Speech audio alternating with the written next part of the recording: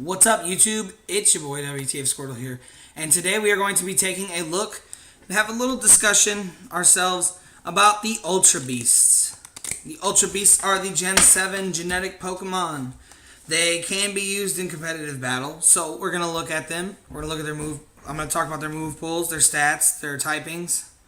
We're going to talk about how that translates into a competitive aspect of singles and doubles. We're going to go right off the bat with UB1. UB1 is a rock poison type. Very odd typing. HP 109, attack 53, 47 defense, 127 special attack, 131 special defense, 103 speed. So obviously by the look of this thing, you see what it's supposed to do. It has a decent amount of speed. It has a very, very high special defense and a very high special attack. It can be a very good Pokemon. This is a very good Pokemon, considering that its move pool is very well-rounded. It's a nice move pool for what its stats are. And I'll be coming back and looking at that in a second. Besides that, the rock poison typing is... See, a lot of these Ultra Beasts people are thinking are going to be broken, but their typings are... I guess they're self-nerfing. It's not a bad Pokemon. It's pretty good. Now, we're going to move on to the next one because he is actually really good. Buzzwole UB2. Absorption, of course. He is the bug type with the fighting mixed into it. 107 HP, 139 attack, 139 defense. You see, he's that physical monster. But where you look at him... You see this bug fighting type, right? And then you look at this 53 special defense, 53 special attack. Obviously, who cares about the special attack? But that 53 special defense is a little scary. I do plan on using him competitively because if you throw him out at the end there where they ain't got no, they ain't got no special attacker left, it's massive damage. And, you know what I mean, the bug type moves, like the Mega Horn on this kid is going to be savage. The close combat on this boy, he still is very weak, though. He still has very, very bad weaknesses to line up to. I know that Psychic isn't that much of an issue anymore, but he's still a bug type with low special defense. Special attack being the most common used typing in the meta, that's going to be a big problem for him. Formosa UB3, same thing, except the stats are switched. In this one, it has the high attack, the high special attack, and the high speed. But it is this thing is the definition of a glass cannon. It's so goddamn good. But if it doesn't get the one shot, it dies instantly. It has 37 defense and special defense, 71 health. This is gonna be a really trolly, really risky Pokemon. I can definitely see people using it in the competitive aspect, but it's going to have to be a technical switch. You're not going to be able to lead with this thing. You're not going to be able to set up games with this thing. This thing's going to be like a closet smasher. You're going to throw this out when they're not expecting it. You know what I mean? It's a bug fighting type. It's really good. It actually is one of the nicer of the UBs. I would use it over Buzzwole, but I'm scared. I want to see other people use it first, and then I'll make my decision. That 151 base speed is amazing. So I'm really looking to see how that mixes in with the fact that its special attack and its physical attack are both matched at 137. So it leaves you a lot of room for move pool. UB4 Uxitri, the pure electric type. Now this guy is very gutsy. Very gutsy, with a massive 173 special attack. But none of his other stats go over 89. And his speed is sitting low. Looking at a 71. It's really weird. No, it's 83, my bad. I was looking at the wrong one. It's 83. That's still kind of low, but he has a really good move pool. So he gets access to things that are amazing. Thunderbolt, obviously. This is a Pokemon I don't see in single competitive battles. I could see this as a very good second slot if you're a troll double battler. If you have another Pokemon next to you. Like, if you were to... Oh, man. If you were to, Baton Pass set up into this and give it the speed... You know what I mean? Like an agility Baton Pass setup. This dude has sweet potential. See, that's the cool thing about this generation is they have not made a Pokemon that you can definitely... Well, they had the bullshit Pokemon, but like out of the competitive bracket, you cannot say that there's anything that's for sure garbage and anything that's for sure golden. You know what I mean? I was just speaking to a buddy about this the other day. Obviously, a Dark-type Persian sounds horrible, but with Tactician and Stab Crunch and how fast a Persian is, he was telling to me... If they, like, I always go, no, it's bad, it's going to get knocked out. But he was telling me, you know, if it's fast, and if they don't have a counter for it, that thing's going to wreak havoc. And you know what? That's the cool thing about this generation. Like, Toxapex, or whatever, there's a lot of Pokemon that we're not going to know how broken they are until people start figuring out why they're so broken. That Toxapex is the big new Tentacruel, the new big poison water wall. It's really good. Now we're going to move on to the UB5 or something. The Steel Flying type Celesteel. Celesteel has massive potential. I can't say that any one of the Ultra Beasts is better than the other right now because I just don't know. I haven't used them in a competitive aspect. But just looking at his typing combined with his stats, he definitely has large potential. That speed is capping out very low indeed. But you are a steel flying type. You know what that means. This thing is a wall Skarmory. Like, you ever thought about yourself, man, Skarmory's fast and he's good, but I wish he could just take a hit. This is this dude. Sacrificing the speed for 101 special defense, 103 defense, 107 special attack, 97 HP, 101 attack. It's got, besides the speed, it has a very, very decent move pool. Or decent stat pool. Kartana, we're going to move on to now. Grass Steel type. This one I'm iffy about. That's such a bad weakness to fire. But it has 181 physical attack and 109 base speed. If you are caught trying to switch against this dude, do not switch against this dude. This dude is savage. 181 base power, 181 physical attack. Just to put that in perspective, I'm pretty sure Mewtwo's base special attack is only like, I think 150 something. Let me look that up. Mewtwo's base special attack. 154. Yeah, I was real close. So he has more base attack than Mewtwo. It's just the fact that he has 31 special defense. That's kind of scary. Very scary to have 59 HP, 31 special defense. The 131 defense is really good, but not a lot of people are using physical... Well, besides Incineroar, not a lot of people are going to use a physical fire type. Unless you're smart and you're rocking that Arcanine you got close to the beginning of the game. That's actually a good Pokemon. Well, it's always been a good Pokemon. Next, we'll move on to somebody who has the potential to be a complete asshole, complete savage, or absolute garbage. The Dark Dragon Guzzlord. He is the huge HP stat guy.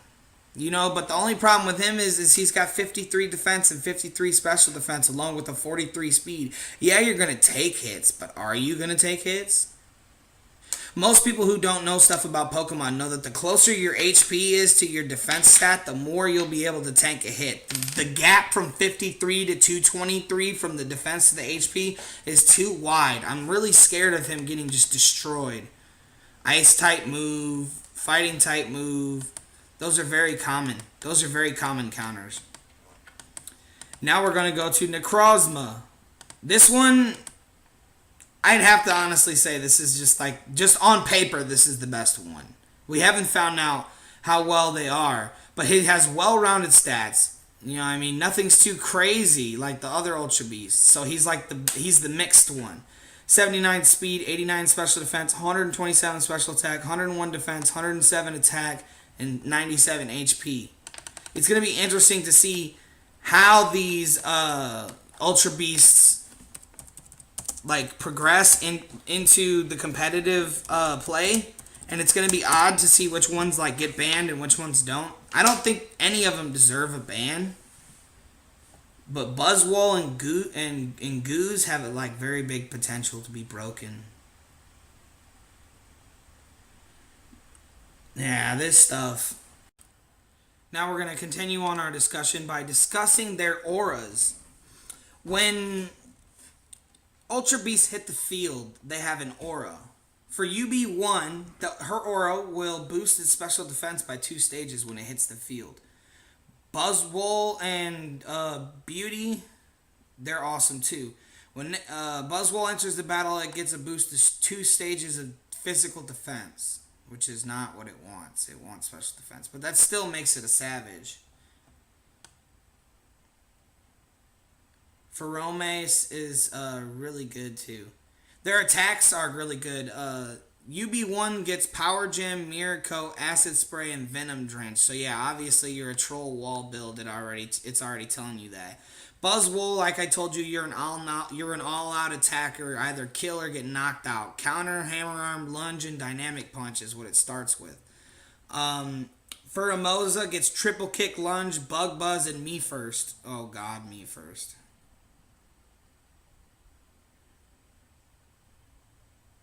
That's dope.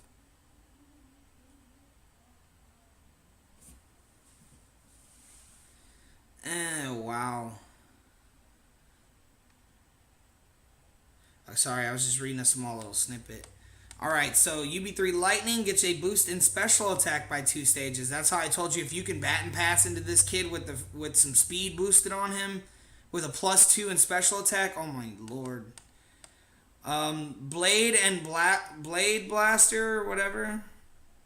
UB Blade, UB4, which is the Karatana, and the Celesteel. The Celesteel.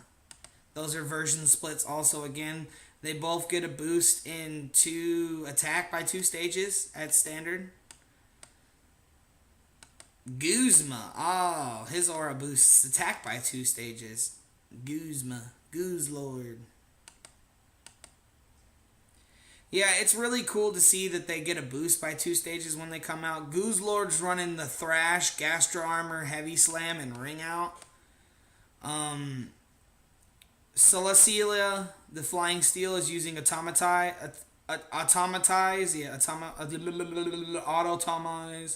Seed Bomb, Skull Bash, and Iron Defense. That's really cool. I like the Skull Bash there. Throwing back to Gen 1. The Kartana, ooh, God. Air Slash, X Scissor, Leaf Blade, and Attack. That one has the nicest move pool. Besides the one I like, the Lightning one, has Hypnosis, Discharge, Electric Terrain, and Power Whip. That's not bad. Of course, you'll be able to get more into them as you go. Alright, guys. Now we're going to take a look at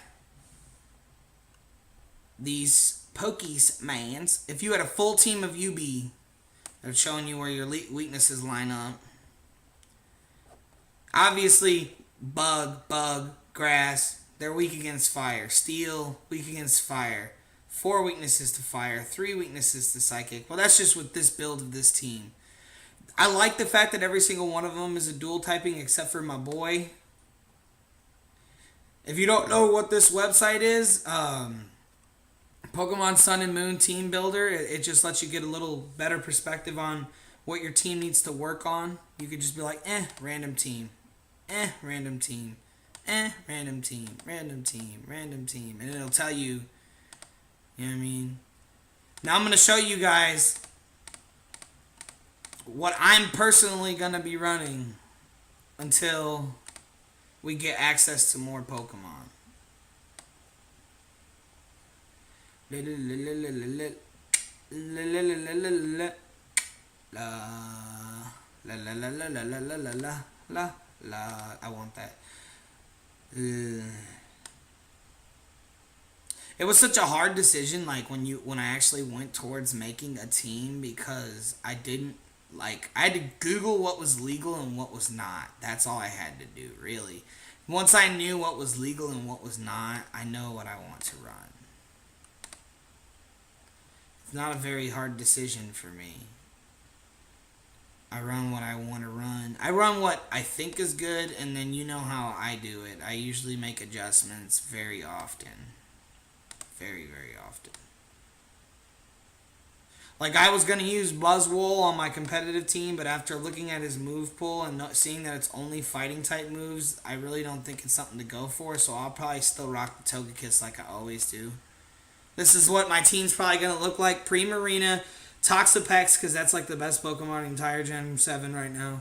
Electivire, Sylvanny, because I'm going to probably end up making my Sylvanny most likely a ground type, because as you see by my chart of my team, I'm weak against 3 over on electric, and really poison and ground are stuff that I can deal with ground type, so it's like 2 birds, 1 stone, so I'll probably end up with a ground physical Sylvanny, because I don't want to use Dugtrio, the steel typing. I just don't like it. Then we're going to go with my boy Kokomo, and then of course the Kiss of Death, always. And Electivire is a choice I made because I don't like certain things in common meta. And things that I don't like in common meta are ridiculous. I don't like flying types. I'm scared of stupid things. Like fighting types like even though Priority Brave Bird got nerfed because you only get Gale Wings if you're full health. Now, it's still bad. It's still bad. And like a primary, I have 1 weakness in flying, but I also am very scared of certain things. With Primarina being a water fairy, I'm really scared of dark type moves. And if you don't know who Electivire is, he is a savage that gets that cross chop. He's a good mixed mover. So I can throw out an Electivire on something like a dark and be comfortable. I can throw him out on something like a ground and still be comfortable fighting, you know what I mean? If I'm not comfortable, I scrap the whole team. You've seen me release of Darkrai because I wasn't comfortable with its miss ratio. Got a new Darkrai, stopped having that problem. But yeah, go on here, build your team planner and everything as you go along in the game. Have your team planner open with your team on it as you play through, you know what I mean? And another thing is take it with a grain of salt. Don't let anybody tell you this is the 6 Pokemon you have to run or you're bad. Because until we've had like 6 to 8 months of constant metagame, we're not going to know what the meta curve is. We're not going to know what's for sure broken. I know that certain non-legendaries like Togekiss are broken because I've had 4 years to find out how broken Togekiss can possibly be. We'll have more time into these Pokemon. Right now, we only have to go off of move pools, stats, and typings. And based off move pools, stats, and typings alone, these are the 6 that I have ended up choosing. Having double water is not a bad thing because I have water poison, water fairy. That water poison is a savage monster setup sweep. So is Primarina. She's a really big tanky slow-mo. She's not really built for one-shot move on. She's built for creating an established board that has actual meaning. Like a Calm Mind Primarina is going to be actually pretty damn scary. Yeah, that's going to be cool. But anyways, guys, let me know what you think about my team. Let me know what you're going to do with your team. Sorry I haven't got any Sun and Moon. Unfortunately, I do not own the game myself yet. It's coming in the mail. I got it in the mail on a bundle package for super cheap. So that way I don't have to go buy it at full retail and look for both and look for the DS that I wanted. I just got it all online. So it'll take me an extra week or so to get it through. But you know me, once I have it, I'll be done with the game in the next 2 days, and then I'll be working into competitive play. But you guys keep tuned. Let me know what you guys want to know Sun and Moon content-wise. Let me know what you guys think, what you guys want to hear, what you think. Let me know if you want to know what I think, and I'll make more videos on it in the future. Alright, guys, you have a good one.